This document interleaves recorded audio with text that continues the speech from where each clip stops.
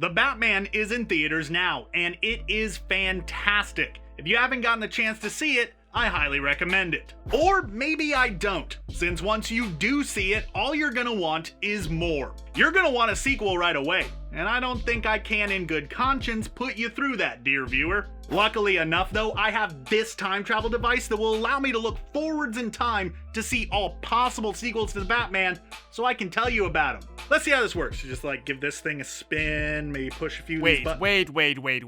Wait. Who's talking? John, you do know that's just a wristwatch that you taped some crap to, right? Esh, are you listening in on my recording? Yeah, we all are. Ah, Jacoby, not you too. Dude, put down the cut-up fast food soda cup with drawn-on buttons and just do the video like a sane person. Never. Here we go. Ah! There is definitely something wrong with this guy. You know, I've been trying to tell upper management that for months, and they just won't listen. Oh! Whew! Alright, I looked forward in time and saw 14,605 possible sequels. That's not even a reference to the right franchise. And now I'm gonna go ahead and break down what we might be able to see in this timeline's version. Spoilers for the Batman, by the way. Esh, say the thing! I really don't wanna. Say it! Let's go ahead and dive right into it. So, all jokes aside, the Batman leaves us with a few possible threads that could be built upon for a sequel. Now here's your last warning. This video is going to include just some straight up shameless spoilers for the Batman. For me to be able to talk about what comes next, I sort of have to talk about where this first movie leaves us off. So the ending is going to be completely covered here. I wouldn't watch any further if you haven't seen the Batman, unless you just don't care about spoilers. Some people don't.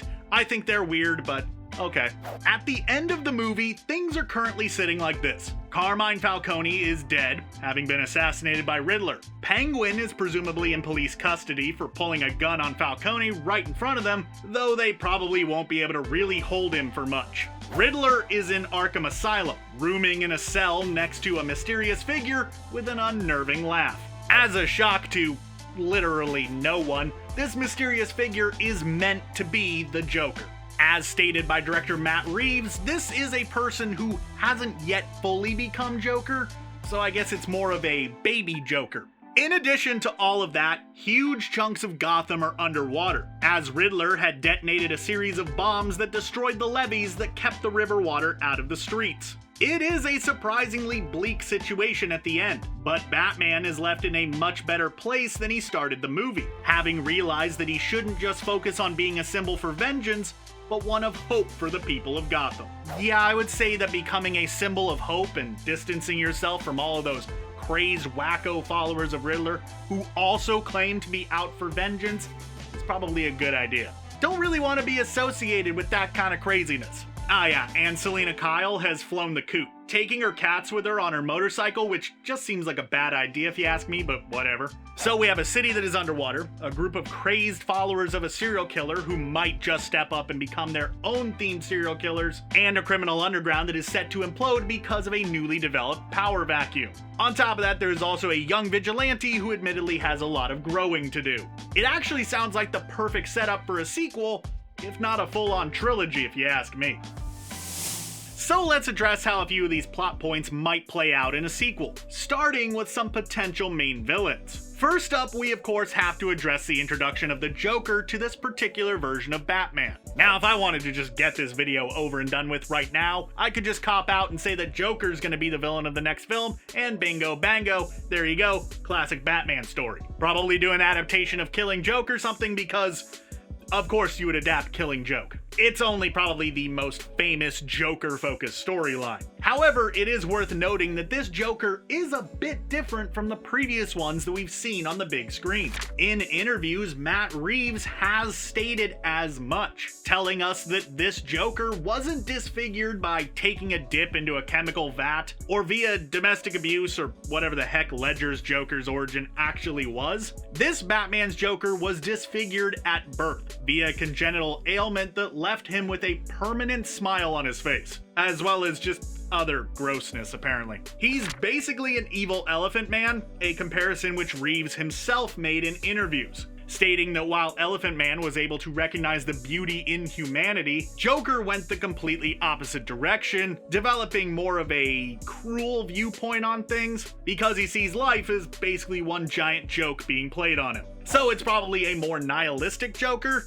if it's even possible for him to get more nihilistic. That's cool and all, but how does that factor into him possibly appearing in a sequel? Well, the way the character is presented to us in The Batman might just imply that he is being set up as a sort of twisted puppet master, perhaps planning on recruiting a group of similarly disturbed individuals to enact some massive plan all at once. If that is indeed the case, I would not be surprised if Joker does indeed appear in a future second film, just not as the primary antagonist, rather somewhat recruiting or befriending the actual antagonist at the end when they inevitably get thrown into Arkham Asylum alongside him and Riddler. Plus, in interviews, Reeves has sort of alluded to the idea that he doesn't really know what he wants to do with the Joker yet, and that he might not appear in the sequel at all. So, if the main baddie of the movie isn't going to be the Joker, who could it be? Right out of the gate, I think the general tone and more grounded nature of the movie more than likely rules out some of the more fantastical members of Batman's rogues gallery. For example, I don't think we'll be seeing Poison Ivy, unless her origins and power set get a massive rework in some way. I guess you could turn her into a sort of eco-terrorist or something like that. Maybe someone who uses chemical attacks to try to send a message about environmentalism or that sort of thing. Though, that might somewhat overlap with Scarecrow's whole fear gas shtick. That being said, Riddler in this movie is arguably a combination of the classic Riddler and Hush in a lot of ways. So it would seem that Reeves and company aren't too afraid of crossing and combining character elements that make sense together. Bane is a possibility. Near the end of the movie, we see Batman inject himself with a green liquid that is rather similar to the Venom serum that Bane is a known user of, though that's a bit too small of a connection to base an entire plot off of. But maybe it is something hinting at a future appearance.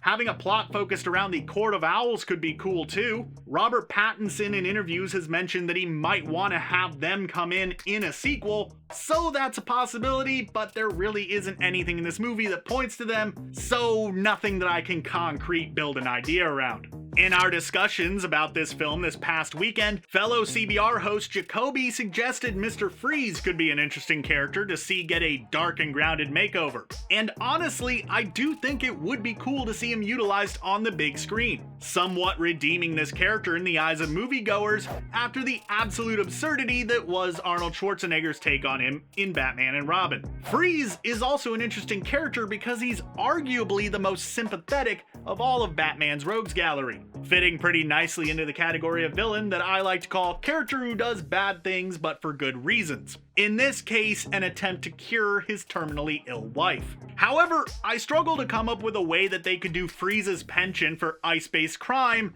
in a more realistic fashion. If we want to drop the sympathetic angle from him entirely, which would arguably do more harm than good, he could present as someone who locks his victims up in deep freezers or something along those lines. Maybe set the film during the colder months of the year and have him be somebody who utilizes the colder climate to his advantage. I don't know.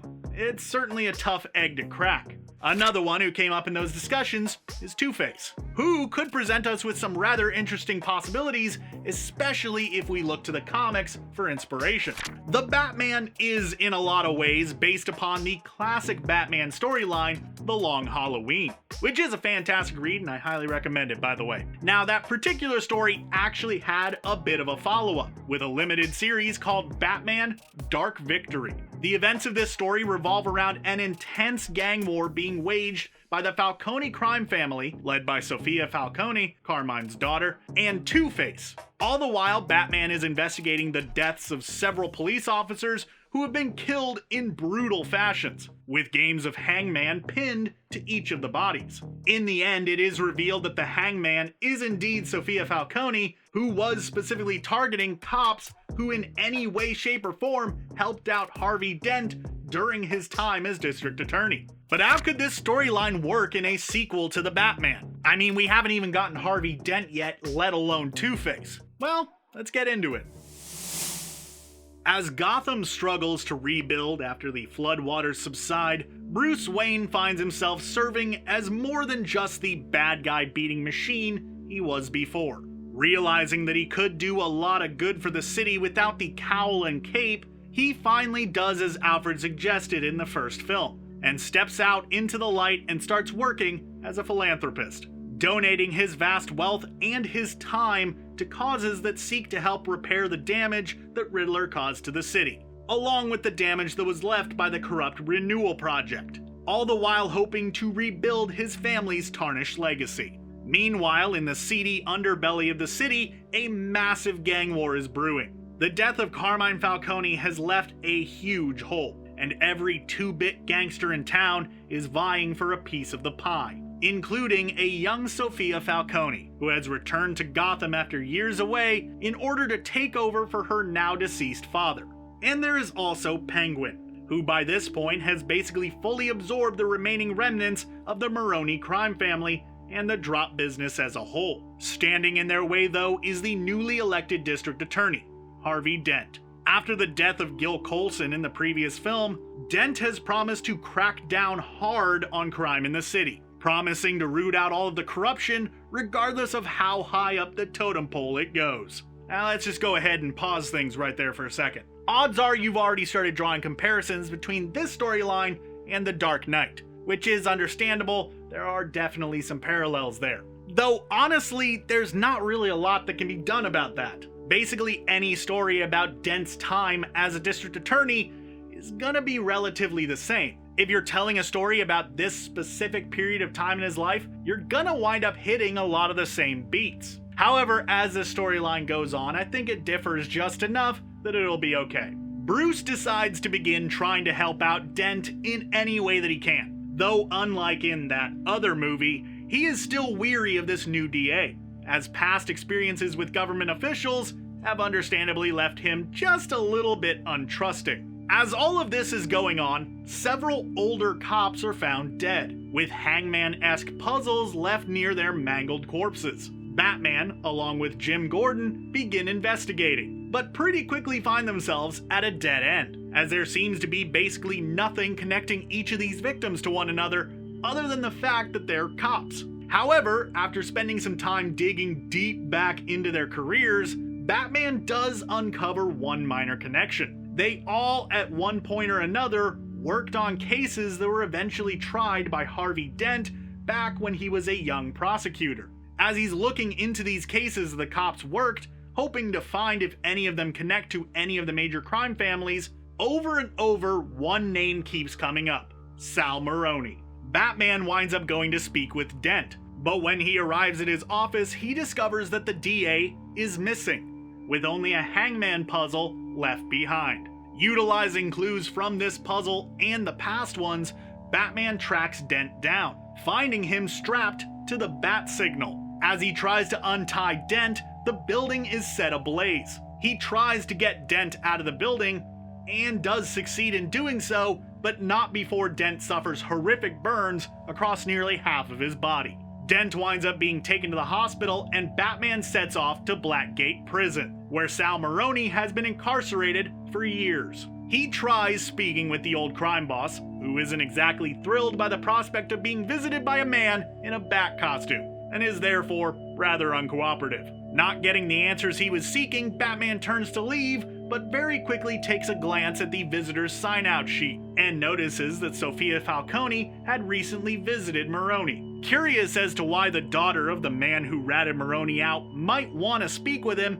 he sets out to get the answer from her himself. Not exactly wanting to talk with a masked vigilante, Batman has to battle his way past her hired guards, and does wind up getting to the young crime boss, who denies going to see the old man. Batman then notices a few clues that seem to point to Sophia as the hangman killer, and confronts her about it. After a bit of a chase and a scuffle, Batman does subdue her, and it is revealed that she sought to mend ties to the Maroni crime family by putting pressure on Dent through the killings, hoping to convince the remaining members who were currently serving Penguin to switch over to her side, giving her an advantage in the gang war. With that wrapped up, Bruce Wayne goes to visit Dent in the hospital, only to discover that he had left without being properly discharged, leaving only a half-burnt coin behind on his hospital bed. The movie ends with the silhouette of Dent walking down a dingy alley as a twisted voice talks about how another friend is looking to join his little family, before breaking out into an evil cackle. Now, is this the best possible storyline for a Batman sequel? No. There's definitely some holes that would take a seasoned screenwriter to fill in, something that I'm not. That being said, I do think that this could be a pretty decent adaptation of Dark Victory while spinning it in sort of a new way, giving us that much more grounded and gritty take on it. Also, with about 99.9% less Robin. And yeah, they could go in a completely different direction with it, which would be fine, honestly. No matter what they do, I'm totally on board with it. Now, if you'll excuse me, I'm gonna go forward in time and see if we ever do get a sequel to Zack Snyder's Justice League. Ah, crap, here he goes yelling again. I give up. He's beyond saving. He is officially cuckoo for Cocoa Puffs. Shut up, you're just jealous that I have a time machine and you don't. Hey there everybody, I'm John Aljets. I made this video and I want to know what you think. What would you like to see from a sequel to The Batman? Be sure to let me know what you think down in the comments below, or go ahead and shoot me a response over on Twitter. I'd love to hear from you. Thanks for watching, and be sure to check out the other videos on this channel featuring Jacoby and Esh, who appeared in this video. Thanks guys for doing that.